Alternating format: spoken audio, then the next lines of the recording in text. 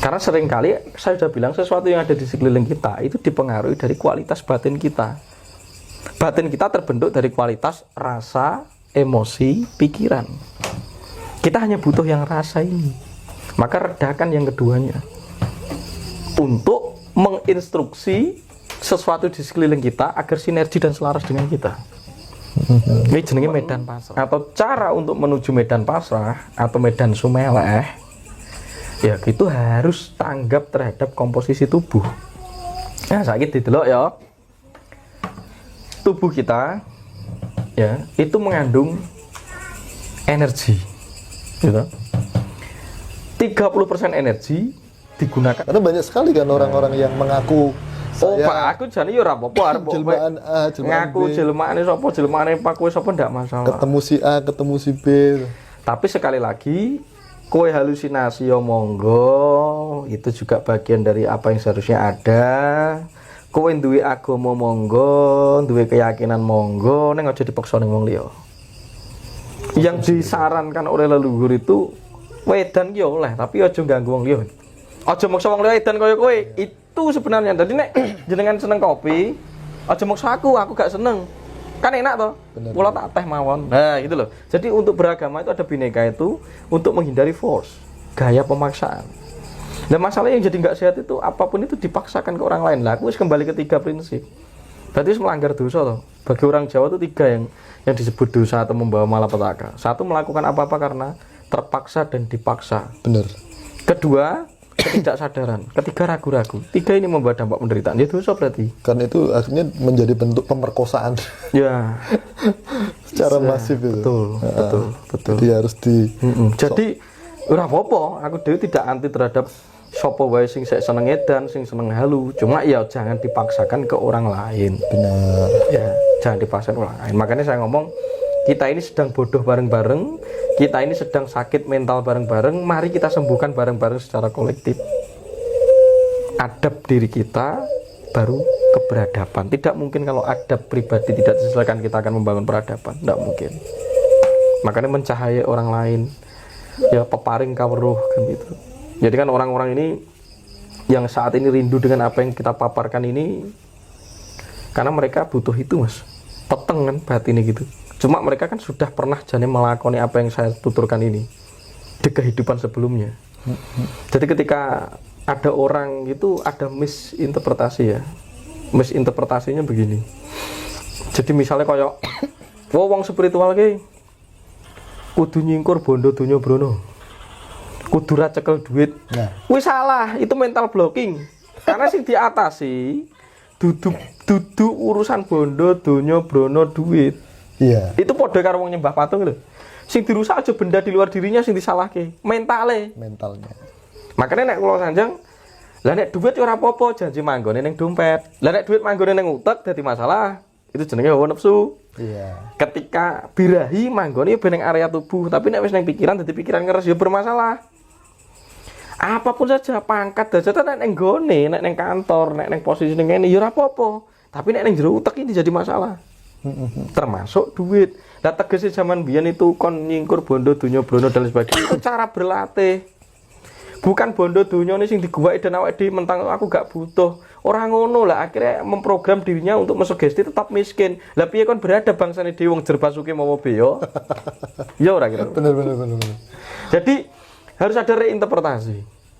Karena ini nek gak pemahaman iso keliru. Kita itu sedang memprogram diri kita itu untuk satu miskin bareng-bareng. Ya berarti aja nyalahne nek resesi. Wong percaya ning ngono. Benar. Dan itu disondingkan. Nek wong arep belajar ngono kuwi terus disalah-salahke. Wah, aku bakal kegodho bondo dunya bono. Karena ada mental yang salah, mentalis yang dibenahi. Makanya Soekarno ngomong revolusi mental baru mencapai spiritual, baru pembangunan karya cipta di dalam kehidupan yang nyata. Mantap. Itu kira-kira. Ya. Keren. Jadi sing memang gak apa-apa ya. Jadi ora apa-apa nek iso ndelok awake dhewe tidak masalah. Cuma jangan memberi reaksi berlebihan. Tidak boleh over. Oh, jangan over. Oke. Ya, gitu. Siap. Oke, Mas, selanjutnya ini ada pertanyaan. Pasrah itu apa sih, Mas Tunjung, dan bagaimana cara mencapai titik kepasrahan itu sendiri?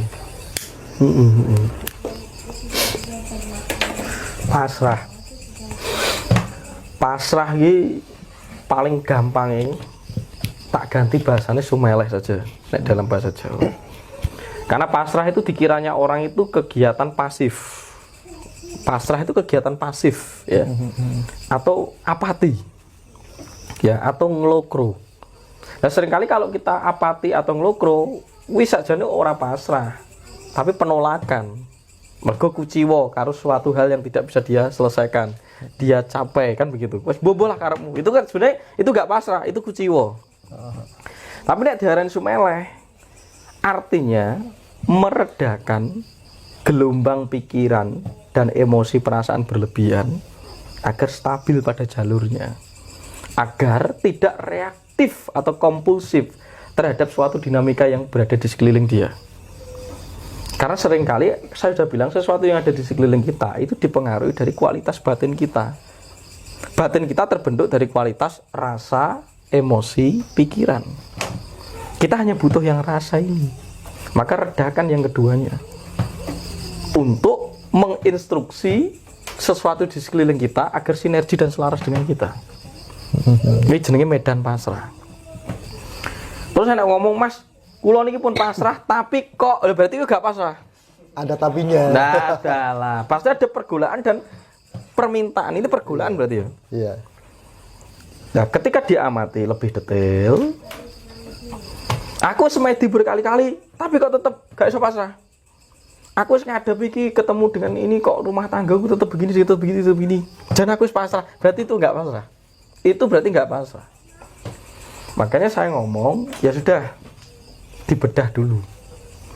Instrumen atau cara untuk menuju medan pasrah atau medan sumeleh, ya itu harus tanggap terhadap komposisi tubuh. Nah, sakit didelok ya. Tubuh kita ya itu mengandung energi gitu. 30% energi digunakan untuk sistem maintenance body kita secara anatomi dan fisiologi. Sisanya 35% ya itu untuk maintenance apa? Kualitas pikiran dan emosi. Kalau kebetulan berlebih itu baru digunakan untuk prakarti, bekerja aktivitas. Maka kita harus recharge energi, tujuan meditasi. Untuk apa? Agar energi high level. Ya kesalahan orang itu terus beraktivitas tanpa recharge energi. Makanya ibadah itu menurut saya recharge energi. Menyediakan waktu untuk istirahat. Nah, istirahat itu meredakan atau relaksasi, itu bahasa kepasrahan atau sumeleh. Dan saat kamu bisa beristirahat, mengistirahatkan tubuhmu yang disebut relax, sebenarnya tubuh melakukan pembentukan dan penyelarasan lagi, recovery lagi, cepat. Tapi nek tegang, tetap tidak berkualitas. Kue turu tapi tegang, tidak berkualitas. Aku melek subuh sampai apa kok kuat ya Mas Tunjung melek? Relax. Relax itu step pertama untuk menuju medan pasrah. Karena tubuh itu butuh itu. Karena tubuh butuh recovery. Saat dia relax, tubuh melakukan pekerjaannya 2 kali lipat, 3 kali lipat untuk mendesain ulang dirinya yang sudah terlepas, terpecah secara energi atau tenaga. Nah, terus kita lihat lagi nih aspek yang lebih dalam. Akhirnya ketika kowe ngoyo, kowe lupa recharge energi itu mengambil daya yang digunakan atau energi yang digunakan untuk memaintenance pikiran dan perasaan. Ya akhirnya karu-karuan pikiranmu. Karena disedot untuk beraktivitas, akhirnya diarani ngoyo. Iki kok gak mbok isi meneh, dijukuk meneh, akhirnya yang diambil adalah energi yang digunakan untuk sistem pemeliharaan tubuh. Ya mesti lara Mas wong. Diarani defisit energi. Maka kan lakukan apa-apa dalam kondisi rileks atau prima. Kamu akan puas dan bisa bersyukur. Tapi nek kesel, lo pikirnya berkecamuk dipaksa kerja entek, kempos karek apas, loro ujung-ujungnya. Nah, ini satu. Kedua, perhatikan. Saya sudah bilang, apa yang ada di luar diri kita itu juga ada di dalam diri kita. Termasuk apa? Yang saya dapat elemen ya. Lah awakmu itu bisa mengoreksi dari cara makan. Karena ketika kita mengambil sari-sari makanan dari bumi dan kita makan, tentunya sifat dari kebumian itu akan berpengaruh kepada sistem tubuhmu. Sementara aktivitas pikiran dan perasaan itu dipengaruhi oleh aktivitas proses kimiawi dalam tubuh. Kimiawi dalam tubuh dipengaruhi oleh zat-zat makanan yang dimasukkan. Nah berarti nek kowe ngomong pasrah tapi gak iso pasrah, ketoknya berarti kowe rakus manganmu. Jadi ada zat-zat tertentu yang membuat pikiranmu malah kompulsif, gerak ora karuan. Lah piye kon pasrah? Berarti bener ya kalau orang Jawa kuno dulu Namanya upawasa. Jadi ini ilmu kedua. Terus ada yang puasa mute dan lain Ya, sebagainya. betul. Tidak makan daging. Betul. Nah, jadi kowe kudu ngematke. Lah kowe dhewe gak gelem ngematke, ora gelem mengedit kok. Gak gelem mengedit apa yang menyebabkan pikiranmu begitu dan akhirnya mempengaruhi dirimu untuk tidak bisa pasrah kok. Gak bener dhewe. Ketiga, nafas. Makanya enek teknik semedi berkaitan dengan angin. Jadi penelitian Mas, orang sekarang itu kehilangan cara bernapas yang benar. Akhirnya terjadi kerusakan cakra wisuda yang ada di mukosa atas, sela-selani inglata. Itu ketika dihirup pecah. Akhirnya banyak orang tidur itu ngorok. Gitu. Batuk, asma, paru, dan seluruh penyakit lainnya akhirnya. Karena kapasitas oksigen dan karbon dioksida itu bingung ketika diserap di dalam tubuh.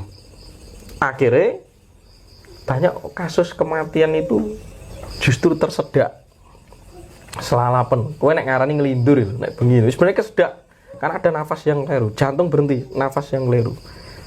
Maka manekung itu saya kembangkan lagi karena harus mengoreksi cara bernapas yang tepat. Ketika Anda bernapas menggunakan mulut, itu akan memboroskan tenaga dan energi Anda. Aku ngelatih atlet dulu pencak silat.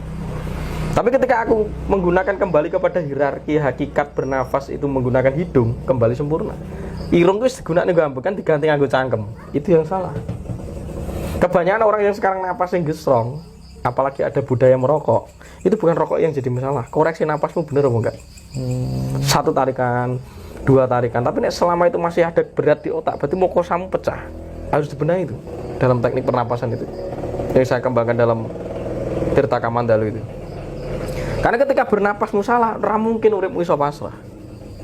Karena aspek tubuhmu yang satu saja yang paling penting dalam komponen hidupmu itu sudah rusak, yaitu jalur pernapasan.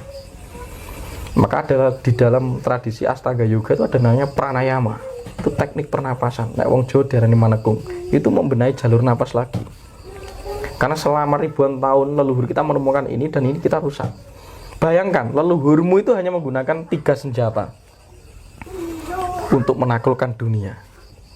Ya, napas, suara, jantung, otak.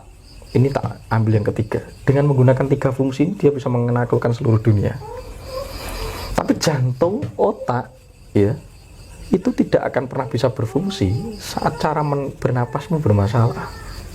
Dan akhirnya mempengaruhi suara. Suara yang kamu keluarkan akan memantul ke tubuhmu lagi, getarannya. Maka kualitas gitu bisa berubah karena napasmu gagal. Vibrasinya berubah. Ketika vibrasinya berubah, iya dia akan berpengaruh dan berimplikasi terhadap tubuh kita dan alam kita. Otomatis gue rasa pasrah.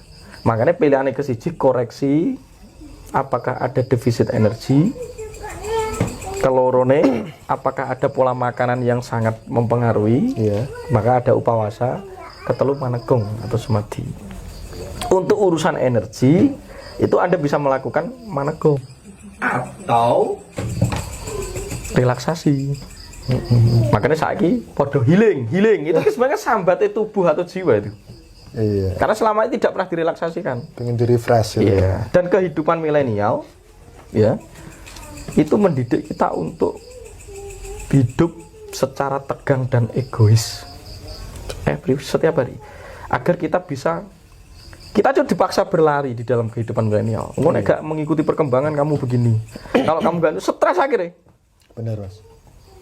Akhirnya seperti robot dan itu bukan kita. Aku ngomong kehidupan secara otomatisasi itu robot, itu hanya efisien untuk mesin. Tapi nek manusia memiliki kesadaran, aku memilih menggunakan kesadaran. Kamu nek dadi robot, kamu nanti akan sekolah. Ini sekolah yuk gak cerdas, mung pinter iki. Akhirnya dipersiapkan untuk apa? Menjadi mesin di industri atau budak industri. Bar ki loro digua ning panti jompo ning pantomo. Sistem akhirnya berkembang asuransi kesehatan atau apa ya karena kamu yang mau dididik itu. Nah sekarang memilih untuk keleluhur itu ya ayo kita kembali kepada kita yang sejarahnya human being gitu. Kita itu manusia yang bisa menjadi apapun saja. Tergantung kualitas kesadaran kita. Berarti sebenarnya itu ada penggiringan-penggiringan yang tanpa kita sadari sebenarnya. Iya toh, program.